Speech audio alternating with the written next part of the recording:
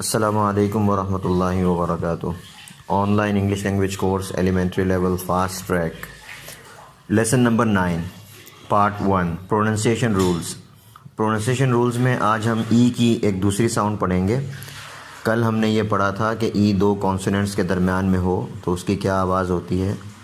کل جو ہم نے ای کی ساؤنڈ پڑھی تھی اسے ہم کہتے ہیں کہ یہ شارٹ واول ساؤنڈ ہے. ای ایک واول ہے. واولز کی آوازیں شارٹ بھی ہوتی ہیں اور کمپلیٹ بھی ہوتی ہیں.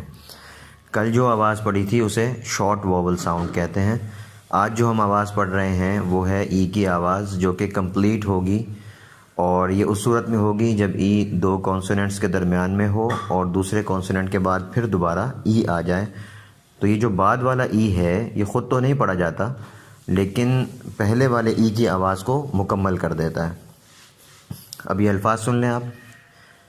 Bed, seed, feet, meet, scene, gene, extreme, complete, precede, compete, eve, fever, excrete, concrete, evening, athlete, these, theme, exceed, concede, delete, obsolete, Chinese, Japanese.